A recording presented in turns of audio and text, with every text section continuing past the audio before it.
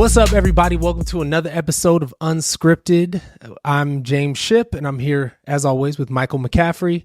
We have a very special guest today, the head of growth and partnerships here at Corium, coming to us from Vancouver, Canada, Favio Velarde. What's up, Favio? Hey, everyone. Yeah, we'll put me on a screen or something, so I'm still there. But, this podcast was an idea I think we have for a long time, so I'm happy to see that it's happening. And this is not going to be the last time I'm going to be here, but it's a good, fresh start. So what do you got for us today, James? Well, good question. I know you've been traveling a lot, man. You just got back from XRPL Apex, right? Where's it, Amsterdam, right? Yes. So maybe we could start there, man. Tell us a little bit about that, how the trip was, and how that went.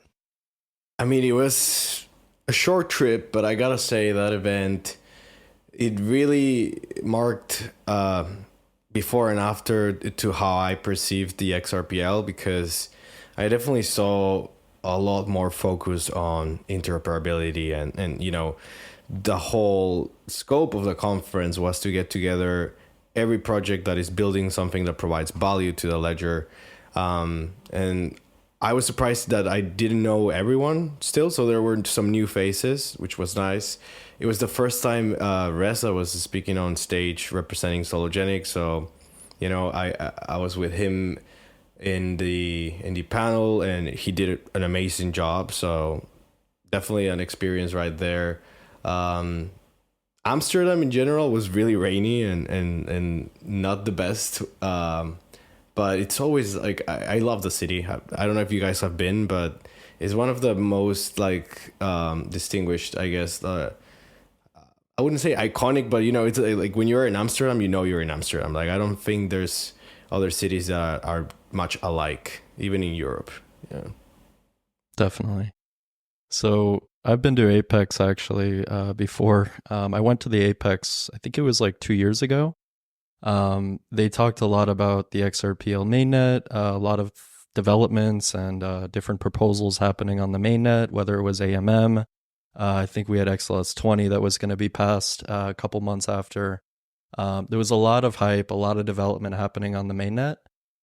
Curious to know, like, considering you had boots on the ground, Favio, at the Apex event this year, was there a lot of discussion about the XRPL mainnet, or was it really geared towards and focused on that EVM interoperability sort of narrative, or was there any sort of discussion, any panels, that were people talking about the mainnet? Because I know that there's a lot more functionality that can be had with utilizing a different sidechain, whether it's on EVM or Cosmos. But yeah, curious to know if there was any discussion on the mainnet. Well, first of all, I think one thing that the Ripple team is very good at doing is marketing, and that includes hosting events that serve its purpose. So like there was a time, and this is one thing that you guys have seen in Consensus or like in Paris Blockchain Week. Did you get to see any of the talks? If you are a sponsor, you don't. You know, you're in your right. booth or your meetings. Yeah. But in this type of event, there was time allocated for, you know, the main presentations, and there was time allocated for a breakout rooms. So they had like a validator stage, and then they had like a more the validator stage was more so for the partners that actually, you know, run infrastructure on the ledger. And then they had a stage that was more focused on interoperability and more developer tooling, for example. So I would say diverse topics, but definitely saw a heavy emphasis on the EVM sidechain that they're building. Which I mean, cool. Is good, but yeah.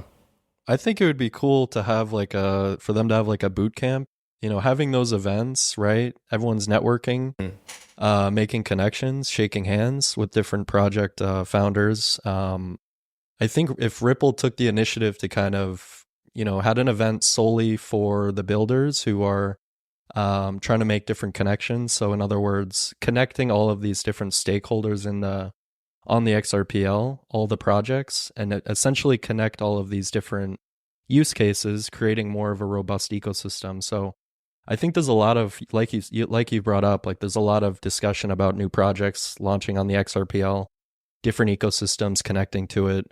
But I think of, events focused on bringing those builders together to like map out how they can kind of like create more of a robust partnership and connecting those different stakeholders, whether it be on the infrastructure side, the wallet side. But I think that's a big thing in crypto. There needs to be heavy business development, because this is an emerging industry. There needs to be boots on the ground, people meeting people. So yeah, those events are critical for expanding ecosystems. But on the business side, that would be cool. Yeah, I would say the outline definitely pushed that. They had like Brella, which is an application. I think it's the same we used in Consensus, but this time I actually got to use it and like request one-on-one meetings with different partners. Shout out to the guys that over at Melt Gold, for example. I got to meet them in person. Spendbit, Salmon Wallet. A lot of like the conversations we had were projects that are either already working with us or that are easily gonna integrate and work with us. So yeah, to your point, I think that event, it did serve its purpose when it comes to connecting everyone that is building there. Nice. So yeah. That's dope. Also, being in Europe, it's definitely a different sentiment because I've been in Ripple Swell last year, for example, completely different event, more institutional players, banks. And this one is more, like you said, builders, developers. But overall, just being in Europe, everyone has that compliance first approach because, MIKA just dropped. Yeah, it's funny you say that because that was going to be my next question was Europe is becoming kind of a hub for this compliant crypto world, right? Where they're really focusing on regulation. And so MIKA, if you could just explain quickly what MIKA is and how that's affecting the ecosystems out there and what kind of conversations were happening around that. Well, pretty much, I'm not an expert on regulation, but what I do understand this is a clear framework for companies that are using digital assets or cryptocurrencies as the core layer of their business to operate in compliance with regulation. So what this framework entails and why is it important is because it really sets a level playing field for any company that wants to build in the space.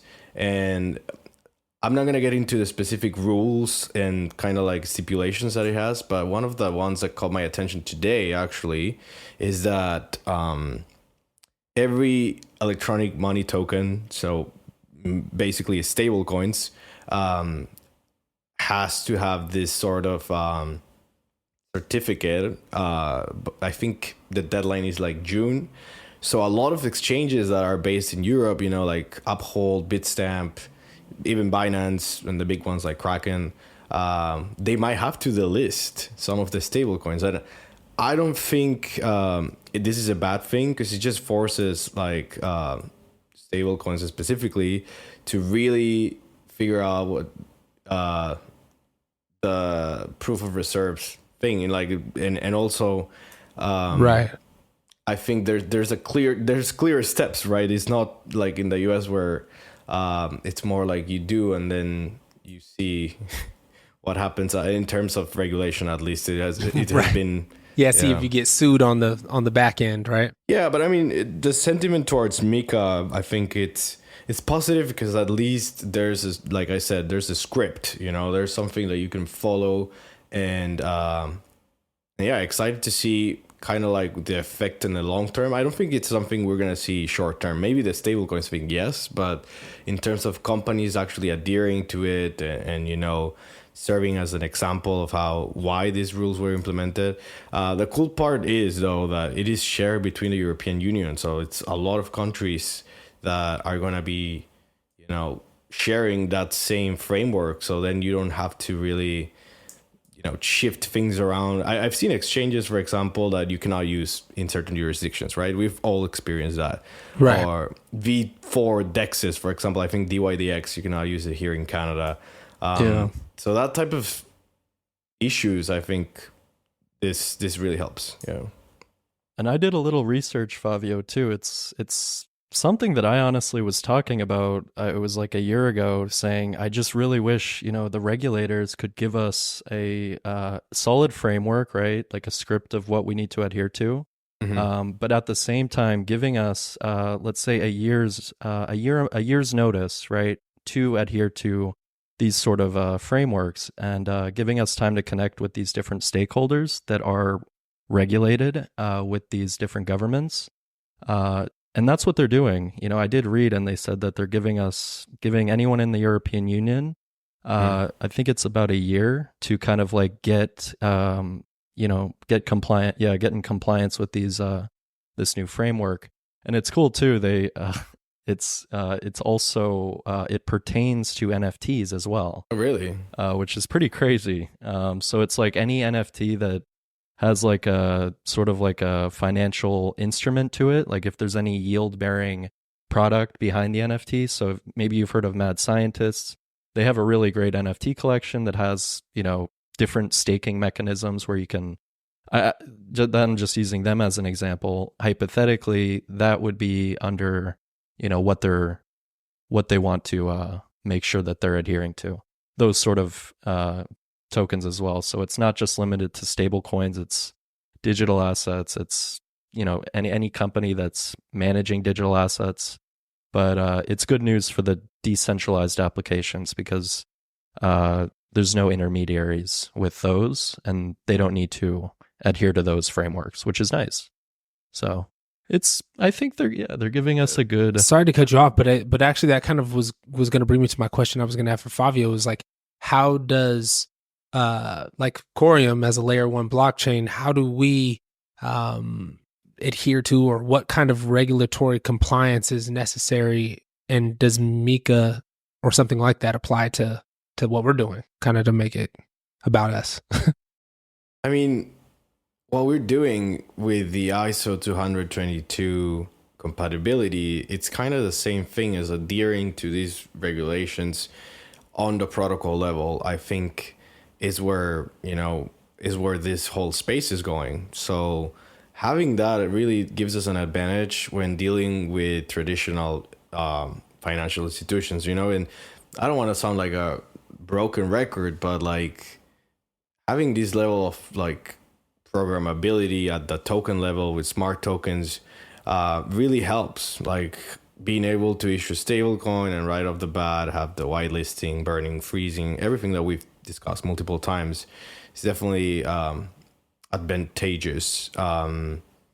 In general, though, I do think it's very early in this race, right? Like as we bring more like RWAs on chain, we really have to adhere to more things. So it's not like there's one set of regulations. I would love to, like, there was like a whole book that said this is all the crypto regulations that you have to follow. Right.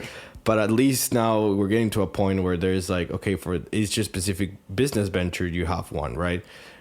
For offering securities on chain, for example, from the Sologenic side of things, I've come to learn that even to get like a product approved, you have to go in the US, you have to go to the SEC.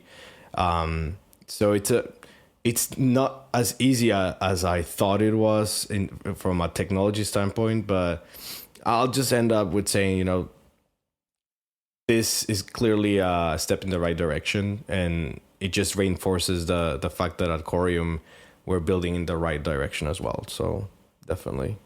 Yeah. And to your point, Favio, too, I can kind of segue on that. With MIKA coming out with this new script of framework, I did read that a lot of these different regulatory bodies, they're going to be taking notes. So if this MIKA, if this framework is good, if MIKA is good, if it's a win-win for the industry and the governments and obviously the users, these other regulatory bodies they are taking notes, and they're going to be kind of like implementing some of the some similar frameworks as MIKA. So it's good that we're reading up on these new frameworks, understanding what could potentially be, what the new regulations are going to be for new different sort use of like cases use cases, government bodies, and also like Corium wants to be and has a presence in Europe as well, right? So having new businesses or projects that are building from Europe, they're going to have to be compliant with this MIKA standard anyways, right?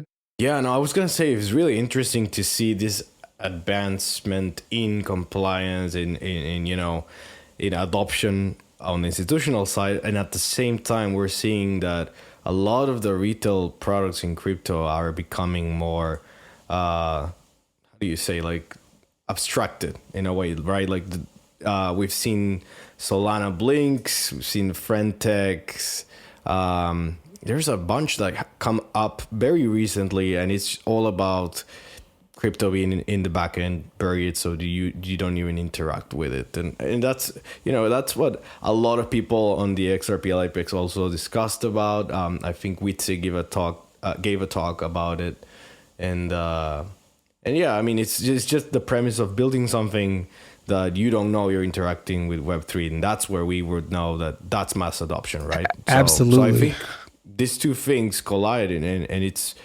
positive sentiment overall for the whole space. Yeah, that's something that Michael and we talk about in the office here, but we also talked about on a previous episode, is like, how do we get this large scale adoption across to the normies, right? And make it easy. We talked about like Web 2.5, but these consumer apps, the like chain abstraction, all of these things. So you named a couple of companies, but aside from just like actually rewind, how do these businesses make it easier for these users? Like, if you could just say it.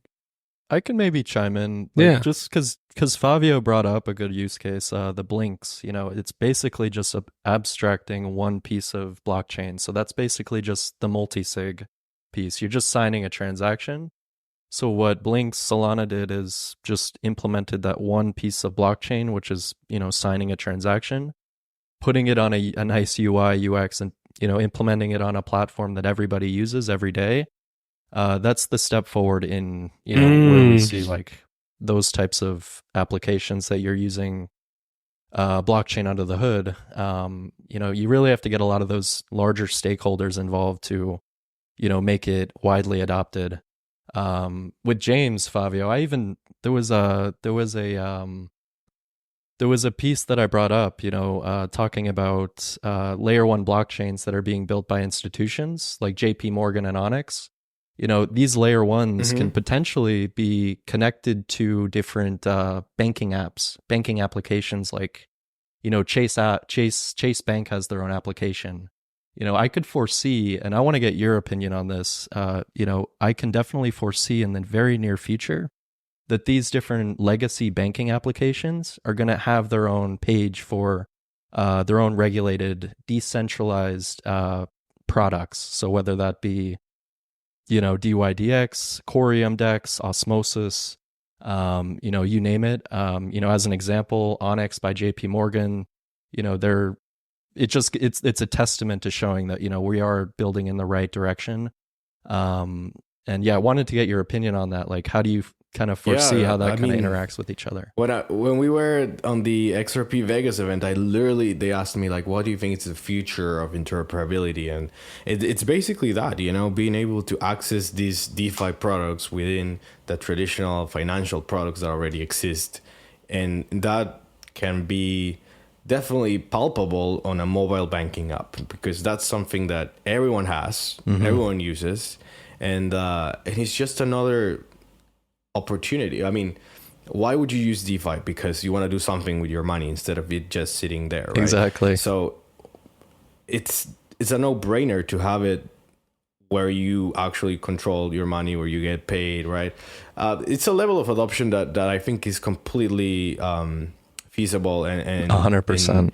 I would say the next layer would be you getting paid in stable coins and like completely transacting on a Web3 layer, which also I don't think it's far, and some people already do it, but the first one I do see coming really soon.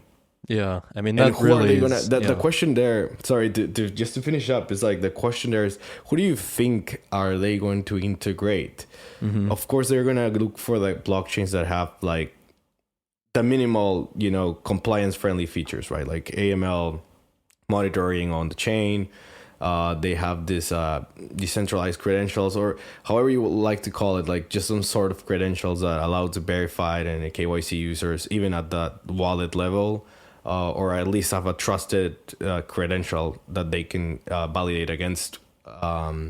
So those are, I think, the projects that are going to see these financial institutions and the ISO, first. right? Like the everyone's going to have to be using ISO in 2025, right? So these are like kind of those core features, right? So the ISO thing is it's very like niche at this point, in a sense that it's not every fintech that has to use it, right? It's more like banks.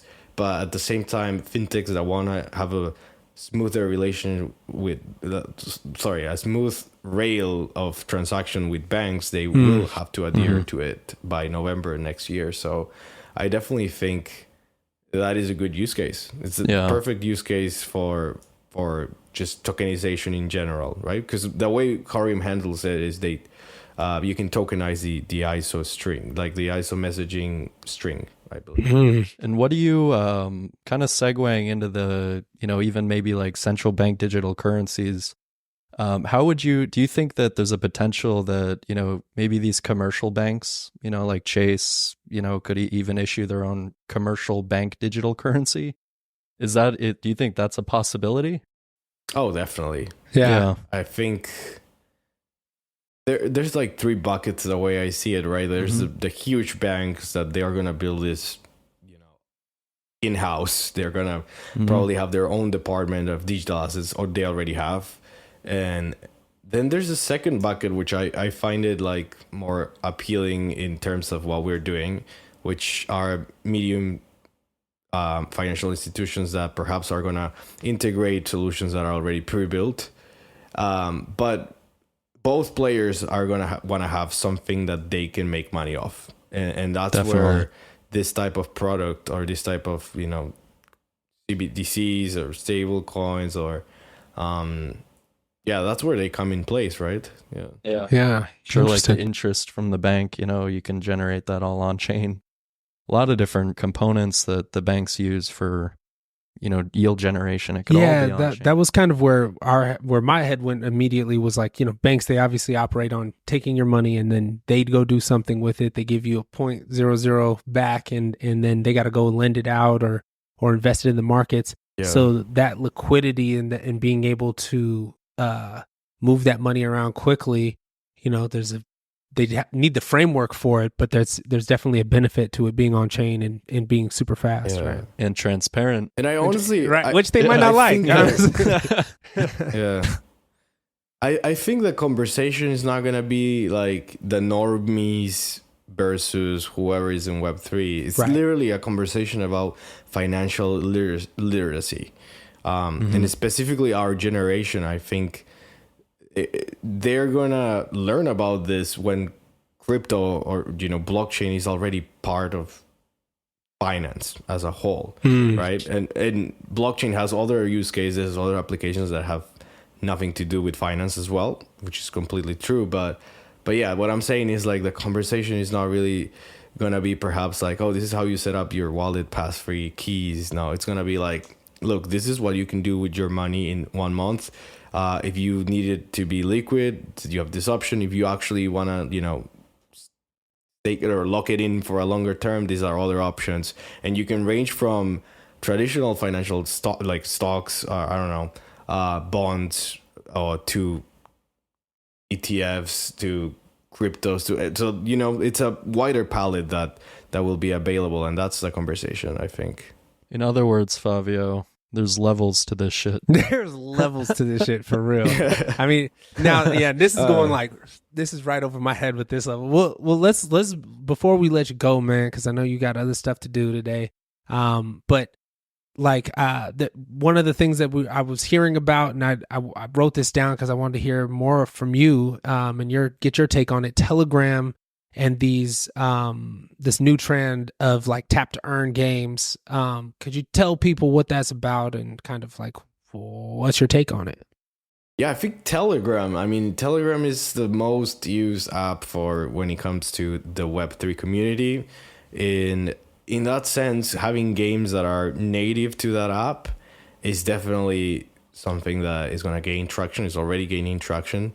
And it's interesting because it's the Telegram team also that is behind some of these games, and they are enabling this, right?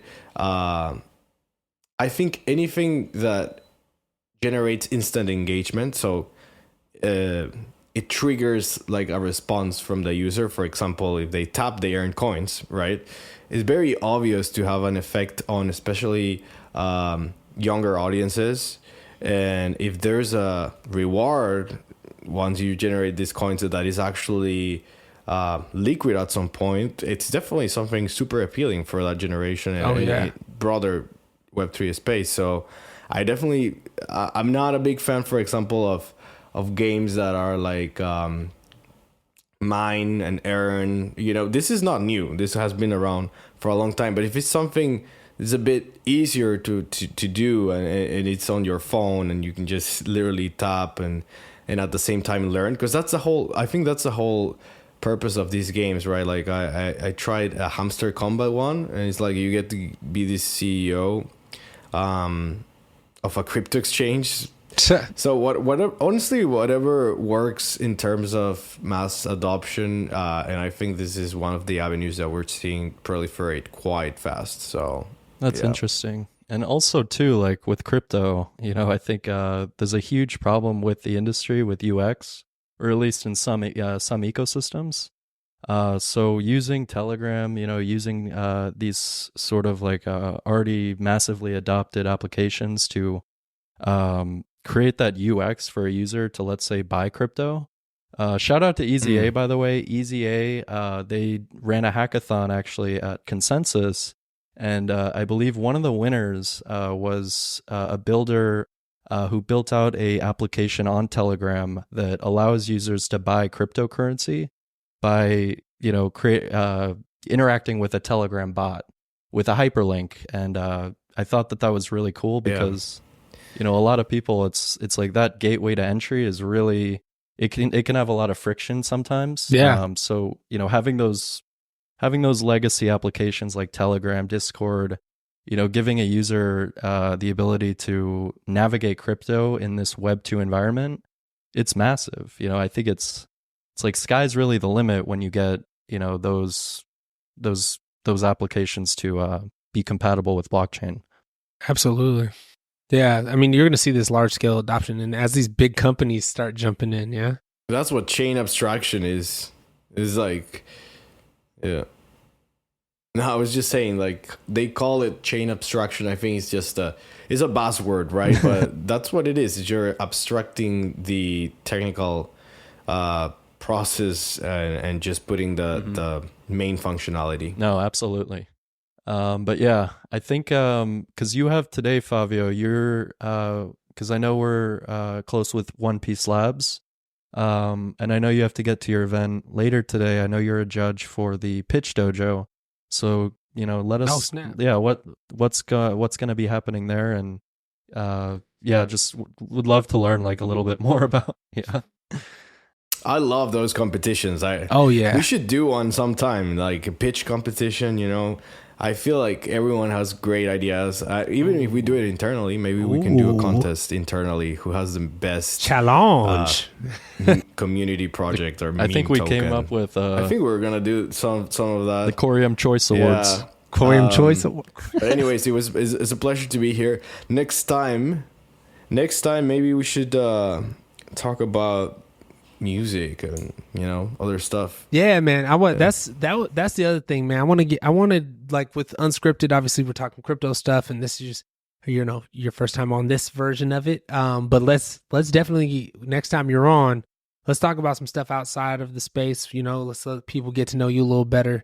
Because this dude, he's like a rapper slash R&B singer I'm not a slash, rapper, I'm not a rapper. But guys, we forgot about He's like the Iron Man. Easter He's like the egg. Iron Man of the team. What is the Easter egg for this episode? What is the What's the Easter egg hint? of the episode? If you watched until this point, what should we drop, guys? I don't know. I would say I would say the the initiative we have going on internally. Maybe we bring it up. I don't know. Corium Insider is a internal initiative that we have going on, and they're gonna have to, in order to watch this, you are a Corium Insider if you're watching this part of it. That's what I think, right? Like, I'll clip this part out of the main part of the podcast. So basically what happened is somebody has been coming into the office and putting like cameras and mics in the office, and they've been listening to our discussions. They have and they've been leaking information. They're going to be leaking information. All right, guys, I gotta run. But this has been a good episode. Stay tuned to Unscripted, and I'll see you on the next one. All right, Sounds Favio, good. we appreciate you, man. But yeah, this has been a good episode, man. Yeah. I had fun. Favio, he's got so much information. Sometimes I'm just locked in. Like, fuck is he talking about? And I'm like, oh wow, it's deep. That guy knows what he's talking about. No, this was a good episode. Yeah. We're gonna like we were saying, we're gonna be doing these once a week. Comment who you want to see on the podcast. If you want to reach us, obviously find us at corium.com, sologenic.org, At Coinholder. At James Ship Jr. Reach out on Twitter or X. Yes. Right. Reach out on X, reach out on Telegram, reach out on LinkedIn. My name's Michael McCaffrey if you want to find me there. I'm James Ship Like a Boat. This is Unscripted, where we ditch the script and talk everything real about crypto and whatever. We appreciate y'all for watching. We'll see you next time. Peace. That's a wrap.